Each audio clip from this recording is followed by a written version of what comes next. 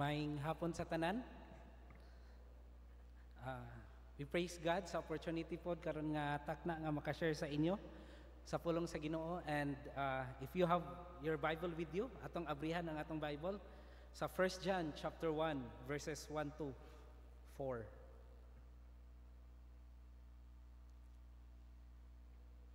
No? 1 John chapter 1 verses 1 to 4. Ang pulong sa Ginoo nagsulti, that which was from the beginning, which we have heard, which we have seen with our eyes, which we have looked upon, have touched with our hands, concerning the word of life. The life was made manifest, and we have seen it and testified to it, and proclaimed to you the eternal life, which was with the Father and was made manifest to us. That which we have seen and heard, we proclaim also to you, so that you too may have fellowship with us, and indeed our fellowship is with the Father and with the Son, Jesus Christ. And we are writing these things so that our joy may be complete. Let's pray. Our Father in heaven, Lord, we praise you and we thank you karon nga hapon nga once again kami makapaminaw ug makabasa sa imo nga pulong Ginoo. And ang akong pagampo nga ikaw gyud magagamit Ginoo sa imong nga pulong karon nga hapon for us nga kami maging more intimate sa amo nga relationship diha kanimo, and amo pong gamiton ang amo nga kinabuhi Ginoo para gyud sa pag-alagad ug hatag og himaya sa imuha nga ngalan. Lord, ikaw gyud magagamit sa mga spiritual truth karon nga mag-convict kanamo nga as a Christian, ang amo yung kinamuhi angay lang gid namo nga i-surrender diha kanimo. O kini nga tanan ang kitugyan sa nga Jesus Christ. Amen. And we know nga karon nga hapon ang ato ang topic for this month, it's about church membership. And karon nga hapon gidalaw ta mo sa 1 John because kini nga book is one of the book nga gisulat ni Apostle John during sa hiyang old age na gid nga panahon. And we know nga si Apostle John is the only apostle ni Jesus Christ nga namatay because of old age. And during this time, ang church sa early church this time is gina-challenge na ay mga challenges nga gaabot sa mga churches. Isa na gid diha ang mga false nga mga teaching about sa deity and manhood ni Jesus Christ. And aside from that, naapoy mga conflict inside sa church nga nag-cause og siguro nakita ni Apostle John ang chaos, nga grabe gyud ang chaos inside the church. And you know what? Kining book, isa gyud nga atong matunan ani is sometimes ang problema inside the church kinabitang dili outside gagikan sa simbahan. But sometimes naagyod siya sa sulod. Labi na gyud sa sulod sa kasing-kasing sa mga believers. And that's why Apostle John iya gyud ning iyang gi-focus ang iyang encouragement sa church about the assurance of the gospel, and labi na gyud sa unsa ka trustworthiness ang kinabuhi or ang truth nga naa kay Jesus Christ. In fact, iyang gi-entitle or ang title, siguro some of you sa inyo nga Bible na diha ang title, The Word of Life. No? And you know what? As a Christian, dapat kita or matag usa sa ato should possess or should live the Word of Life, labi na gyud inside the church. Kay nga naman, Apostle John nakita niya ang significant ani when each one of us ato ni siyang gina-practice or ato siyang kinabuhi sulod sa simbahan. Siguro nakita niya nga this is the only thing nga isa sa mga solution sa problema sulod sa simbahan. No? I am not saying no naatay dagko kaayo nga problema dinhi sa church. Or wala sad ko nagsulti nga wala tay problema. But ang akong point is for us to listen, to kinabitang mugamay ang atong problema sa church, the word of life should possess sa ato nga kinabuhi. And we know nga ang ginamention ni Apostle John dinhi, the word of life, it's talk about the gospel. No, it talks about the birth, the life, and the resurrection of Jesus Christ. That's why kung tan-awon nato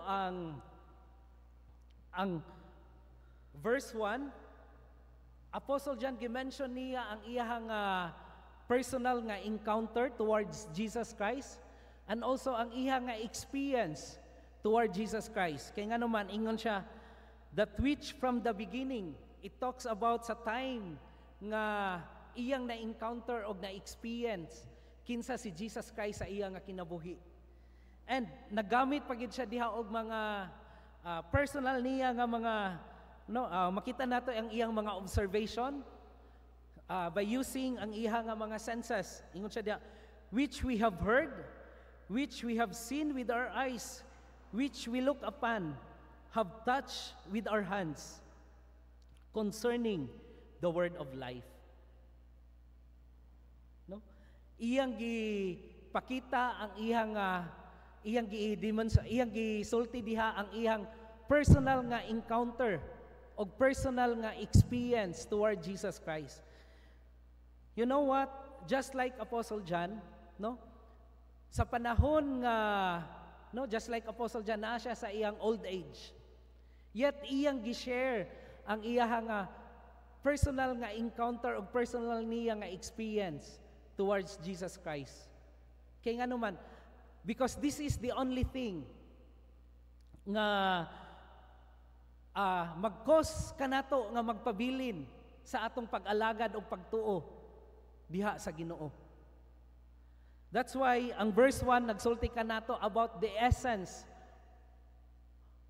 of the word of life sa ato nga kinabuhi. Unsay essence aning word of life sa ato nga kinabuhi?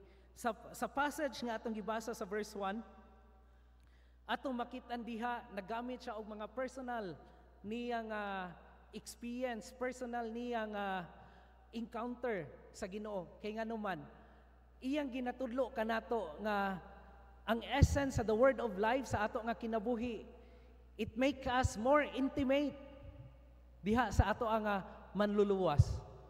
You know what? Our intimacy with God, it will cause us sa ato nga intensity sa pag-alagad sa Ginoo. No? Nga ang atong boldness or ang atong commitment sa pag-alagad nagdepende sa atong intimacy sa ato nga Ginoo. And you know what? Isa ka encounter ni Apostle Peter sa Acts chapter 4. No? Apostle Peter o Apostle John sa Acts chapter 4, isa sa ilang nga mga encounter when they preach ang kaluwasan sa mga tao, and dili lang preach but healing also. And you know what? Nay mga tao nga nagbadlong kanila. Pero unsa ang ilang gisulti sa Acts chapter 4 verse 20? Ingon siya diha, for we cannot but speak of what we have seen and heard. Ingon siya, kung sa Bisaya pa ang ilang gisulti, dili na mo mapugnan ang among kaugalingon kung unsa ang among nakitaan ug unsa among nadunggan toward kay Jesus Christ. In spite sa mga tao nga gabadlong sa ila, ga-persecute sa ilaha, but ang ilang gisulti ani nga mga tao nga dili gyud namo ug dili gyud namo mapugnan ang among kaugalingon about sa pag sangyaw si kinsa si Jesus Christ sa amo nga kinabuhi.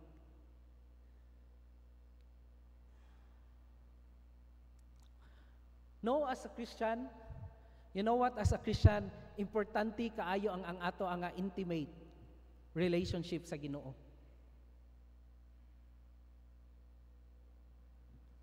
Kaya nga naman, it will intensify ang atong pag-alagad sa Ginoo. And dili lang mag-intensify sa atong pag-alagad, even it gives us the right intention sa pag-alagad sa Ginoo. That's why bitaw ingon si Jesus Christ sa John, if you love me, you will keep my commandments. No? Nga the more nato maging intimate, the more ta maging intimate sa ato ang manluluwas, the more ta maging in love sa ato nga manluluwas. And that's the reason why we will keep God's commandment sa ato nga kinabuhi.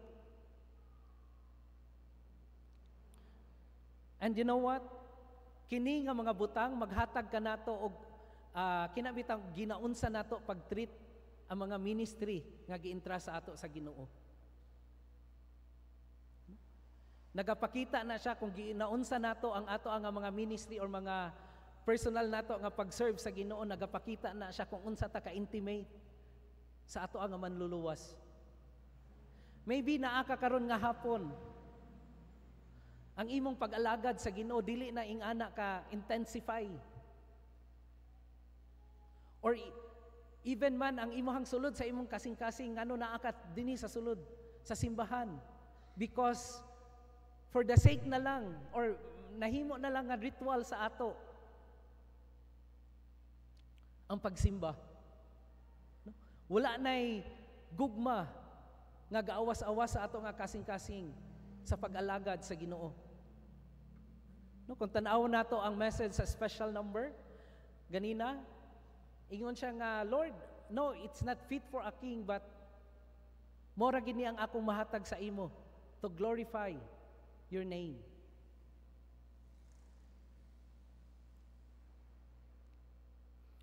And you know what? Kung natay intimacy sa Ginoo, we will always kinang put ourselves sa kabubuton sa Ginoo. And you know what? Kining intimacy affected siya sa ato ang personal nga experience o personal nato nga encounter sa Ginoo. Kay ngano man mag-result na siya sa tinuod nato nga pag-ila sa Ginoo. You know what? Unsay isa ka reason ngano gisulti ni Apostle John dinhi sa ato ang passage karon nga hapon. Sa time bitaw nga maghunong ta sa pag-ila sa ato nga Ginoo personally. That's the reason or that's the reason nga ang ato ang pag-alagad sa pag-alagad sa Ginoo is maging distorted.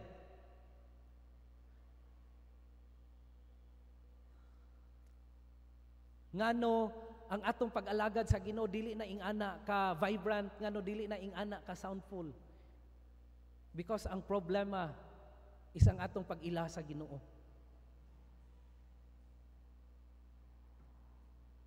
That's why karon nga hapon, kamusta man ang ato ang personal nga relationship sa Ginoo? Kamusta man ang atong personal nga kinabuhi side by side sa Ginoo?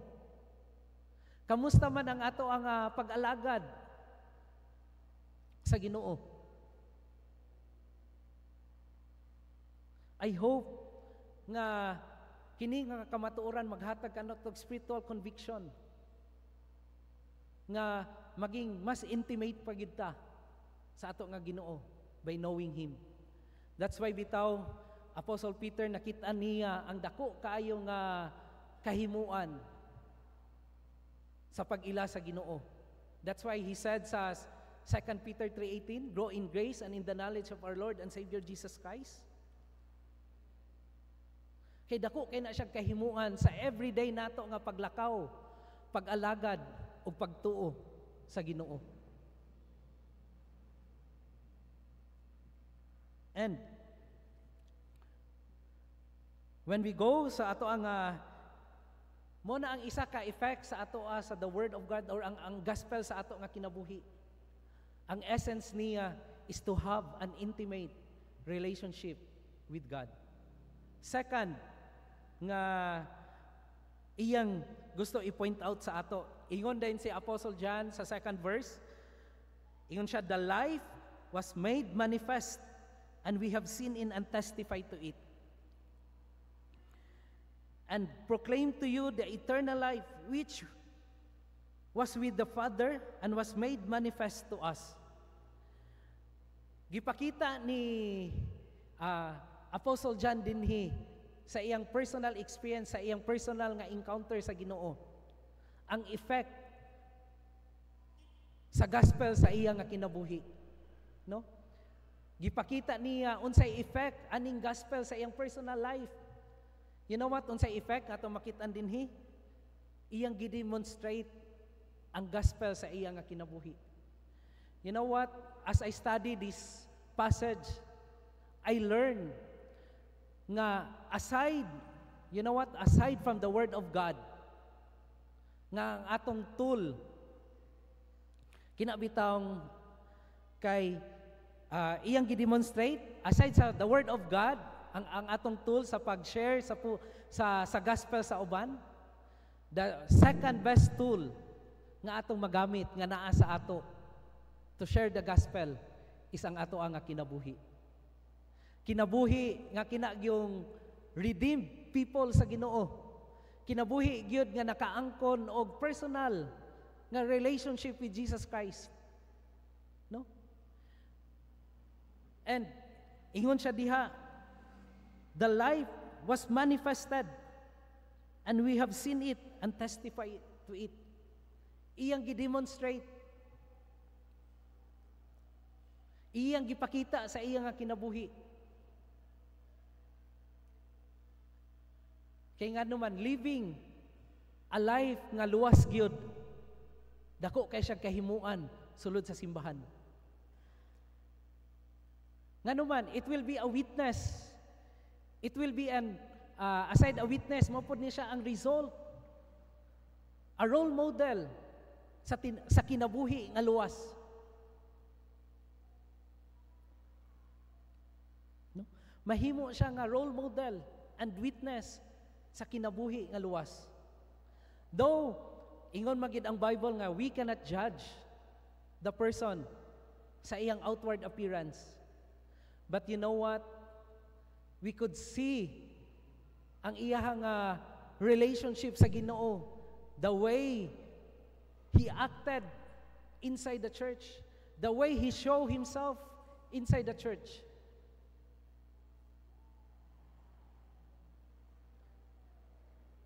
You know what?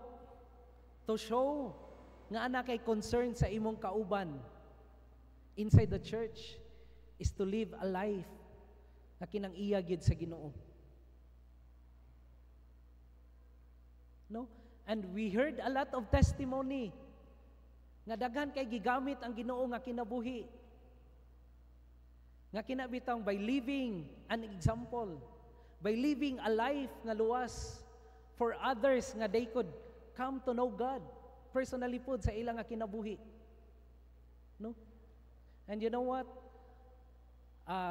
Sa campus Bible Fellowship or sa campus ministry, daghan kay ko nadunggan how God used their life, nga ang ilang parents maluwas, ang ilang friend maluwas by living a life in accordance sa kabubuton sa Ginoo.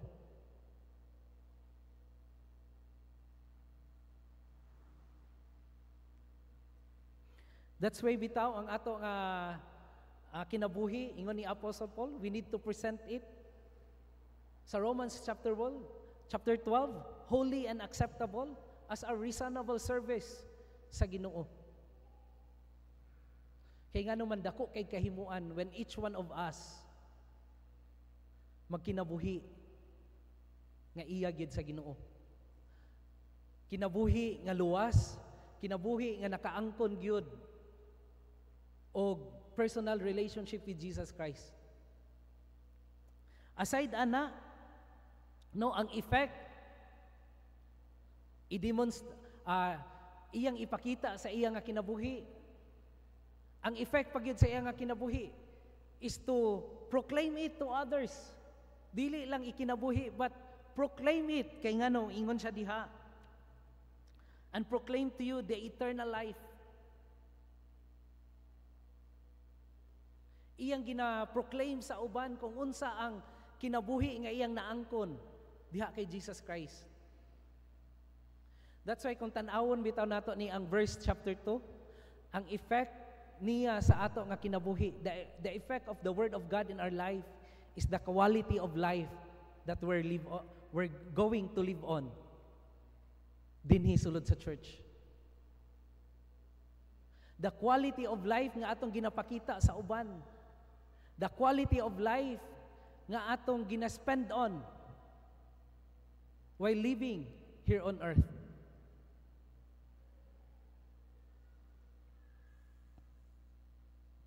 That's why daghan kay mga verses sa Bible nga nagpakita kanato nga as a Christian we need to live a life nga maghatag og glory sa Ginoo.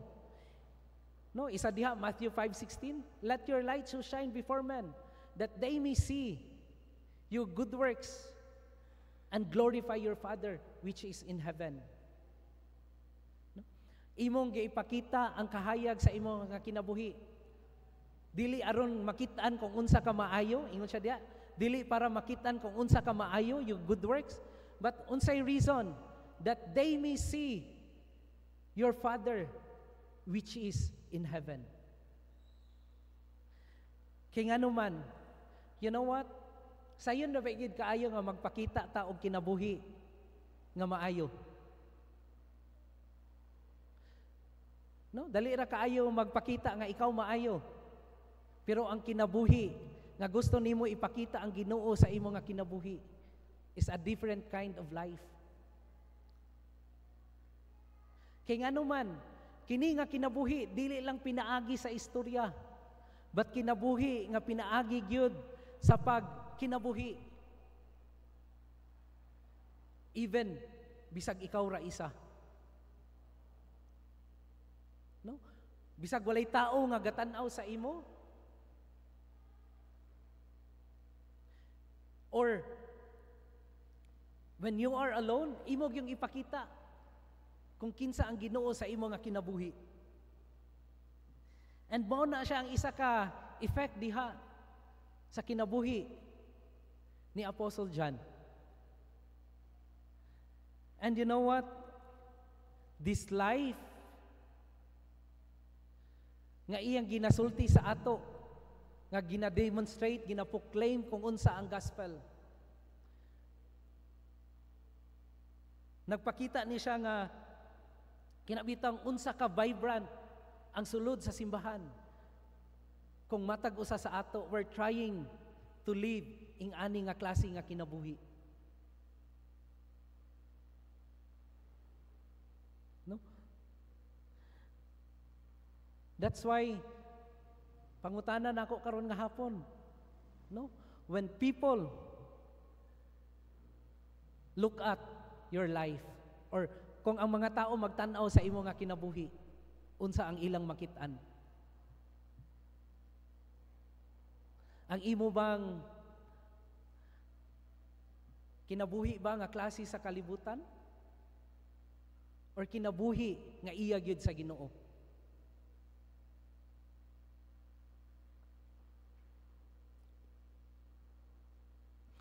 And last nga gusto ipakita ni Apostle John sa ato, the significant of the word of life sa ato nga kinabuhi, dili lang kay it cause us to be intimate sa ato nga Ginoo. Second, the quality of life we're going to live on dinhi sa ato nga sulod nga simbahan. And ang ikatulo is iyang gipakita dinhi the evidences of the word of life sa ato nga kinabuhi. Unsay mga ebidensya nga ang kinabuhi nimo ang gospel, kinabuhi nimo si Jesus Christ sa imong nga kinabuhi. No, na diha sa verse 3. Insad, that which we have seen and heard, we proclaim also to you, so that you too may have fellowship with us, and indeed our fellowship is with the Father and with the Son, Jesus Christ. You know what? Isang evidences of the word of life sa atong kinabuhi. Una nga atong makita diha is our fellowship with God. No? Kaya nga naman, ingon din siya sa verse 4 that, and we are writing these things so that our joy may be complete. You know what? Ingon siya diha, ang kalipay sa pag-fellowship sa ato nga amahan. No? Ang atong fellowship with our Father, ang isa sa evidences. And you know what? Kining fellowship Makita ni siya makita ni siya especially sa ato nga mga private life. No? Ginaunsa nato pagtagad ang pulong sa Ginoo. Ginaunsa nato pagtagad ang prayer life nato. Or even, ginaunsa nato pag-treat ang mga ministry nga gini-intra sa ato sa Ginoo. You know what? Isa sa mga distorted kind of life sa isa ka Christian nga always na gid nato gakadunggan sa uban nga mga preacher. No? We are doing something for God because of reward nga iyang ginahatag sa atoa. No? Earthly man na or favor man na sa mga tao. But we have kinamitang always nato gakalimtan nga the reason why we do things for God is because of God itself. No? Ngano naa ka sulod sa simbahan? Because you want to have a fellowship with your Father. Ngano naa ka sa ministry? Because gusto nimo himayaon ang imo nga amahan. Why ngano gabuhat ka sa imo nga Bible reading? Because gusto nimo nga naa kay personal nga meet up sa imo nga Father nga naa sa langit. And you know what? And mao po na ang reason why you enjoy ang imo nga prayer life. Because of your Father. Kay nga naman, you know nga ang imo nga Father is faithful, powerful, and anything nga concern nimo sa kinabuhi, pwede gid nimo isulti sa iya.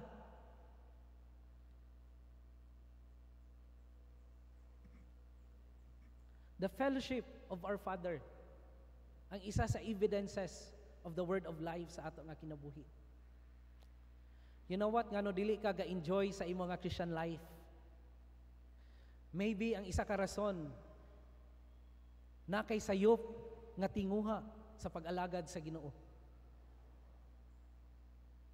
Or ang pinaka-worst reason ngano dili ka ga-enjoy sa imong pag-alagad sa Ginoo. Kaya nga naman, wala gid ka nakaangkon kay Jesus Christ as your Lord and Savior sa imo nga kinabuhi.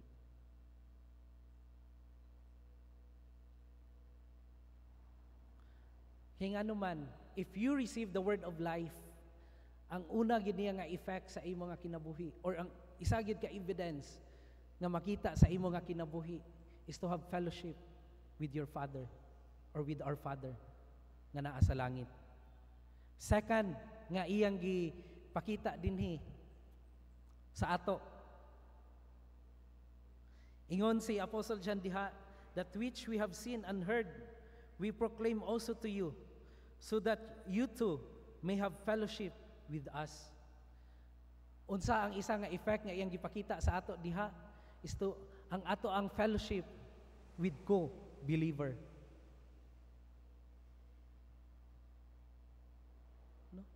Ang atong fellowship, it means nga kinabitaw ang atong treatment sa kauban nato dinhi sa church.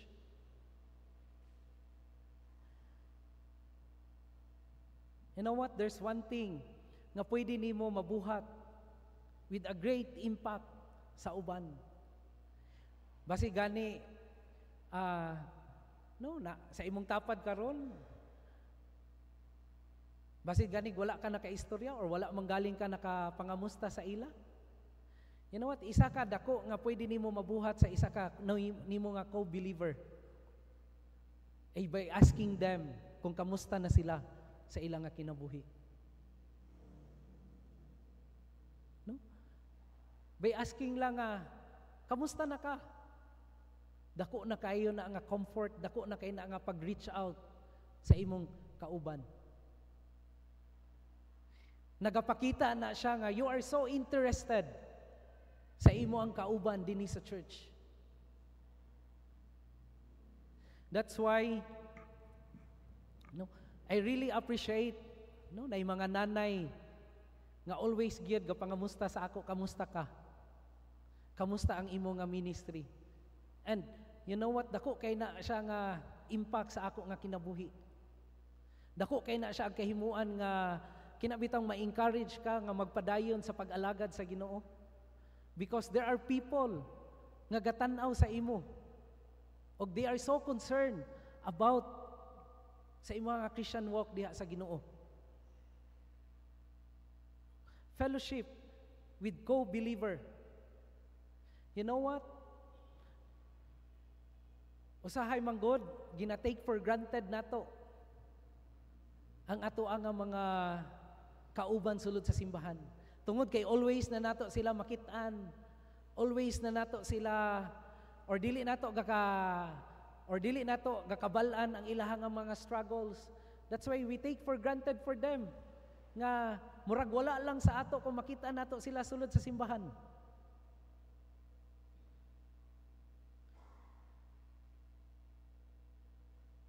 Or napagyud uban sa ato nga kung natay makitaan sa uban natay kauban sulod sa simbahan, bisan na lang gyud og pangamusta di gyud nato buhaton. No? Kaya nga naman, isa ka evidences that you receive the word of life in your life is na kay concern, na gusto ka makig-fellowship sa imong kauban dinhi sulod sa simbahan. And you know what?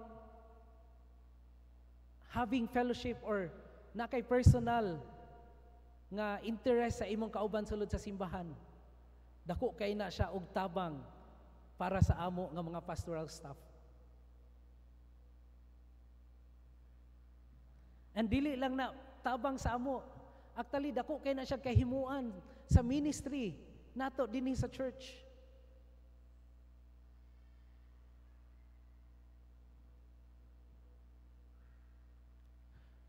No, dako kay siya kahimuan nato.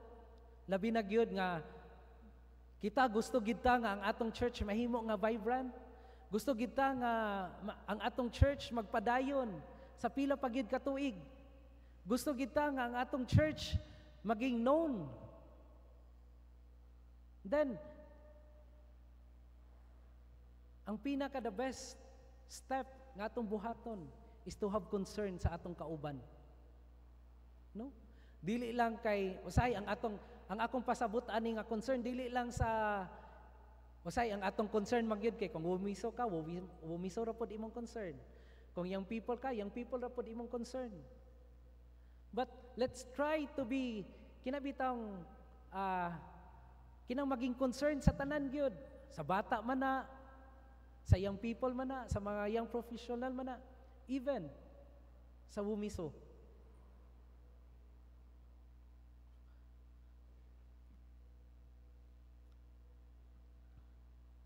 Kaya nga naman, for us, kung gusto ka mahimo nga panalangin sa imong isig kauban dinhi sulod sa church, to have fellowship sa uban.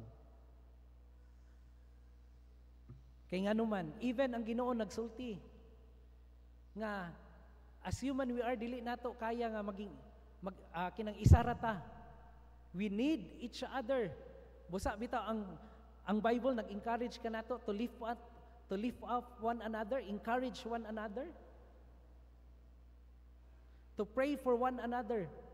Kaya nga naman, having fellowship with each other is dako kayo og impact. Dili lang para sa church, but personally good for our spiritual growth, for our spiritual walk, and also for our spiritual service diha sa Ginoo. Kaya nga naman, ingon siya diha, verse 4, and we are writing these things to you, these things so that our joy may be complete. Ang atong kalipay sa pag-alagad sa Ginoo will be complete.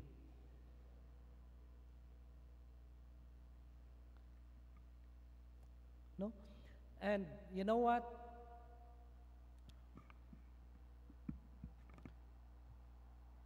Sa young people nga ministry, I think 2 weeks ago na high school nga akong gikamusta through chat. Kay for how many weeks di na nako siya makitaan sa CBF. And you know what? Ang iyang gisulti sa ako, ang siya nga, Pastor, salamat kaayo sa pagpangamusta kanako. No? Dako kayo siya og kumbaga ana to ang isa kayang people, dako kay siya kaya kinang dako kay siya nga comfort kanako. Nga and siya nga lahi gid ka kay gapangamusta gid ka sa imong mga young people. And you know what? To have concern sa ato nga isig katao, dako kayo kahimuan sulod sa ato nga iglesia. Karon nga hapon, in conclusion,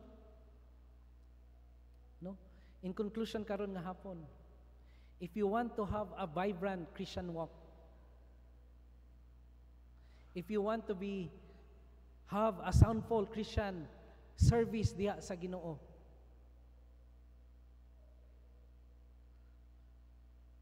let the word of life imog yung ipossess sa imong nga kinabuhi. No? Imog yung ipakita, imong i-proclaim, and at the same time, imog yung gamiton nga kina siya naagid kay personal relationship with Jesus Christ. For you, for us to have a vibrant nga pag-alagad sa Ginoo. Kina lang karon nga hapon, let's pray. Our Father in heaven, Lord, salamat Ginoo sa imong nga pulong karon nga hapon nga among nadunggan. Lord, I pray nga ikaw gyud magagamit ani nga kini makahatag gyud kanamo og mga spiritual truth nga magamit namo sa pag-alagad diha kanimo ang labi na gyud Ginoo to have intimate nga pagtuog pagsalig kay Jesus Christ as our Lord and Savior sa amo nga kinabuhi. Lord, I pray nga kini nga truth maghatag kanamo og kahayag pod sa amo nga espirituhanon nga kinabuhi nga kami mahimo nga panalangin as a member dinhi sa Bethel Baptist Church.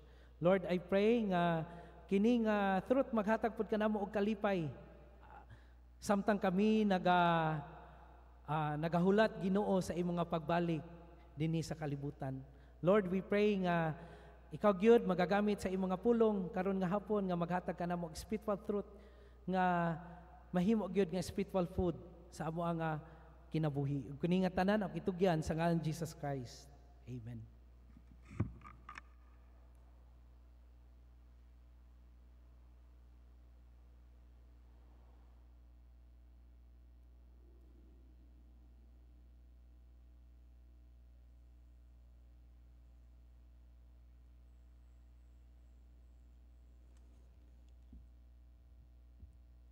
Mag-aampo kita. Or ako mag-aampo akong pagabasahon 2 Corinthians 9:6-7. But this I say, he which soweth sparingly shall reap also sparingly, and he which soweth bountifully shall reap also bountifully. Every man according as he purposed